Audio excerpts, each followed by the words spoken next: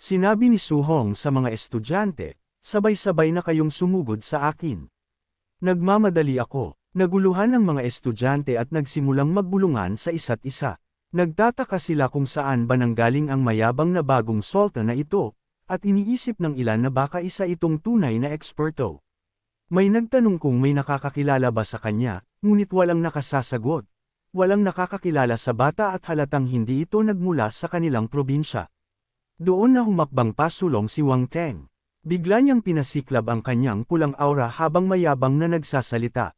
Akala ko pa naman kung sinong tunay na malakas na tao ang dumating. Lumalabas na wala man lang nakakakilala sa kanya, muntik na tayong maloko ng mayabang na to.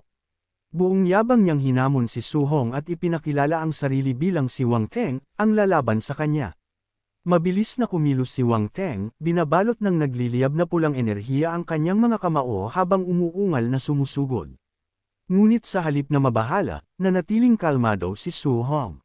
Casual lamang niyang hinarang ang dumarating na patama gamit ang iisang kamay. Nalaglag ang panga ni Wang Teng sa nangyari. Subalit bago pa man siya makabawi o makapag-react, agad nang gumanti si Suhong. Isang napakalakas na suntok ang kanyang ipinakawala na direktang tumama sa mismong mukha ni Wang Teng. Dahil sa matinding lakas ng impact, mabilis na tumilapon si Wang Teng sa ere at marahas na dumausdal sa lupa bago tuluyang bumangga sa isang napakalaking puno. Nang makita iyon ng mga estudyante, agad silang nataranta at nagkagulo sa matinding gulat. Hindi sila makapaniwala na sa isang suntok lamang ay agad na natalo ang isang tier 3 warrior na tulad ni Wang Teng. Subalit hindi pa roon nagtatapos ang lahat. Habang nagpapakawala ng isang nakatatakot na presensya at unti-unting namumula ang kanyang mga mata, malamig na tinanong ni Suhong ang pulutong kung sino ang susunod na lalaban. Dahil sa matinding takot at panginginig, wala kahit isa sa kanila ang nakapagsalita.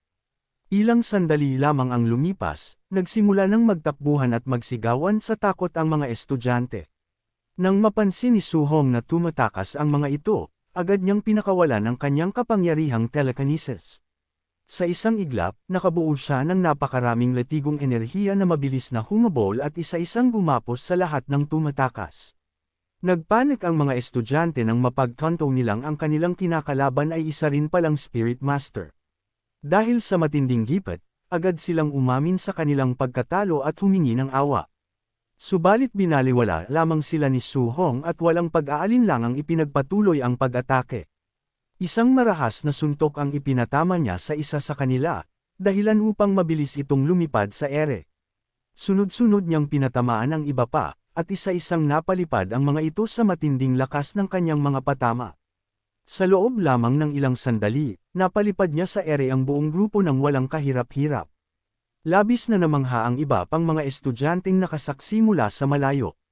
Hindi sila makapaniwala na ang mga taong bumatikos sa bida ay pawang mga tier 3 geniuses mula sa iba't ibang probinsya, ngunit natalo silang lahat ng ganoon kabilis. Doon na nila tuluyang napagtanto ang totoong pagkakakilanlan ng binata, siya pala ang tanyag na top examinee ng Jiangnan Province, ang taong mag-isang tumalo sa isang tier 4 na Barbarian Dragon. Matapos ang labanan, kalmadong naglakad papalayo si Suhong habang ang kanyang status screen ay patuloy na binabahan ng napakaraming martial value points. Gayunpaman, hindi pa rin siya lubos na nasiyahan. Bahagya siyang nagreklamo ng mapansin na mula nang umabot siya sa tier 3 martial artist, wala pang 100 martial value points ang nakukuha niya. Sa bawat pagtalo sa kapwa tier 3 martial artist, napagtanto niyang habang lalo siyang lumalakas, lalo ring nagiging mahirap ang pag-ipon ng puntos. Natigil lamang ang kanyang pag-iisip nang mapansin niyang marami pa ring estudyante sa paligid, at karamihan sa kanila ay pawang mga tier 2 martial artists. Nang mapansin ng mga ito ang malamig na titig ni Suhong, agad nilang itinaas ang kanilang mga kamay sa matinding takot, sabay-sabay na nagsasabing naroon lamang sila upang manood at walang balak hamunin siya. Biglang napangiti si Suhong. Napagtanto niya na kahit kakaunti lamang ang makukuha niyang points mula sa mga tier 2 martial artists, mas mabuti na yun kaysa wala. Nang simulan niya silang atakihin, umalangaw sa buong paligid ang hysterical na sigawan ng mga estudyante na desperadong humihingi ng tulong. May tier 3 martial artist na nambubugbog ng mga tier 2. Pagkaraan lamang ng 1 minuto, na puno ng mga bugbog at sugatang estudyante ang kalsada. Habang naminilipit sa sakit, sunod-sunod silang nagreklamo sa kalupitan ni Suhong at nagbabala na isusumbong nila ito sa pamunuan ng unibersidad. Pagkatapos ng kaguluhan, nagtungo si Suhong sa cafeteria ng campus upang magtanghalian. Habang bitbit ang kanyang tray ng pagkain, hindi niya mapigil ang magreklamo dahil sa napakamahal ng presyo ng pagkain, halos 5 puntos ang katumbas ng isang kainan. Ang 100 panimulang puntos na ibinigay ng paaralan ay sapat lamang para sa 20 pagkain. Habang naghahanap siya ng mauupuan, bigla siyang nagulat nang mapansin ang kanyang mga kaibigan mula sa Jiangnan Province na sina Wang Tianfu, Xiao Nan, at Lin Xinghe na tahimik na kumakain sa isang mesa. Lumapit siya sa kanila, binati ang mga ito, at nagtanong kung kara-rating lang din ba nila. Ipinaliwanag ni Lin Xinghe na narinig nilang dumating na si Suhong sa campus, kaya agad din silang sumunod upang mag-report. Pagkatapos noon, nagtanong si Wang Tianfu kung nakakuha ba si Suhong ng pribadong dormitoryo. Napansin kasi niyang napakasaya at tuwang-tuwa ang ekspresyon ng binata. Nagtaka naman si Suhong at agad na nagtanong, "Bakit dormitoryo kaagad ang itinatanong niyo? Ganoon ba talaga kapangit ang kondisyon ng mga silid na naitalaga sa inyo?" Napakunot ang noo ni Wang Tianfu habang nagrereklamo. Sinabi niyang naitalaga siya sa isang silid na may 8 taong kasama. Nang makita ni Suhong ang reaksyon ni Lin Xinghe at Xiao Yan, agad din niyang itinatanong sa dalawa kung 8 tao rin ba ang kasama nila sa silid. Sumagot ang dalawa na 4 na tao lamang ang kasama nila sa kwarto. Sinubukan silang aliwin ni Suhong at sinabing maayos na ang 4 na tao sa isang silid. Pinagtawanan pa niya ang mga ito at sinabing nag-iinarte lamang silang mga mayayaman. Biglang sumigaw sa galit si Lin Xinghe at malakas na nagreklamo. Ang mas malaking problema, naitalaga ako sa dormitoryo ng mga babae. Lumalabas na dahil sa kanyang mahabang buhok at magandang mukha, napagkamalan si Lin Xinghe na babae kaya sa girls' dorm siya nailagay. Samantala, si Xiao Yan naman ay naitalaga sa boys' dorm dahil sa kanyang tomboyish na porma at estilo. Maya-maya ay nagtanong si Wang Tianfu kay Suhong kung saang dormitoryo naman ito naitalaga. Mabilis na sinubukan ni Suhong na ilihis ang usapan. Tigilan na muna natin ang pag-uusap tungkol sa mga dormitoryo. Kumain na lamang tayo dahil gutom na ako.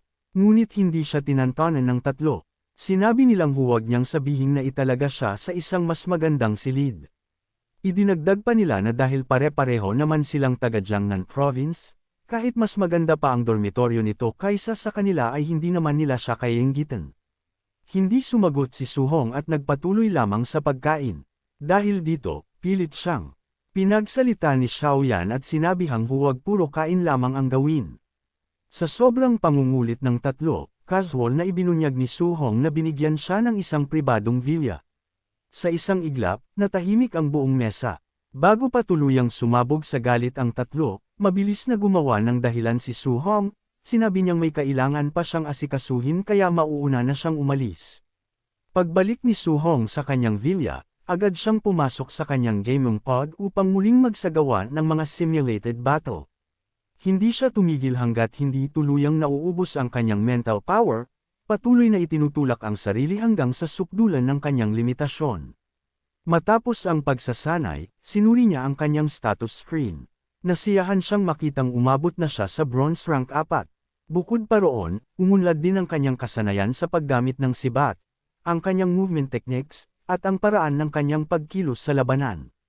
Kinagabihan, habang nakahiga sa kama, tahimik na pinag-isipan ni Suhong ang kanyang pag-unlad. Bilang isang tier 3 spirit master, ang kanyang mental power ay lampas na sa 1,000 points.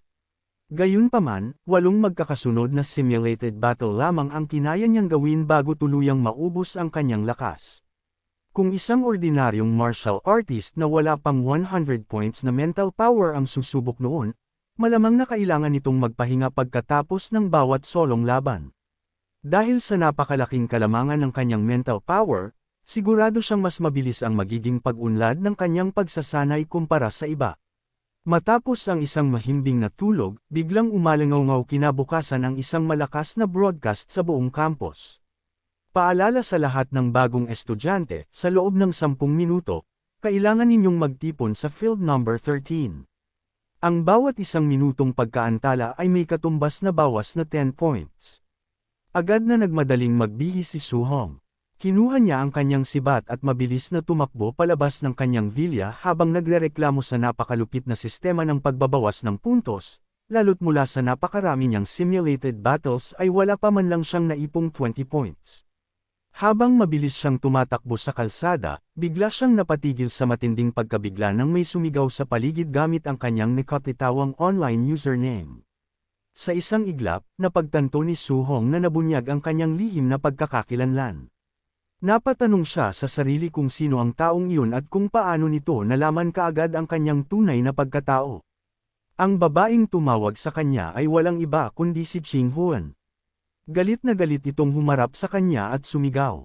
Paano ka nagkaroon ng lakas ng loob na tanggihan ang friend request ko?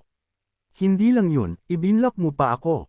Magpaliwanag ka ngayon din. Nang makilala ni Suhong ang dalaga, agad siyang nataranta.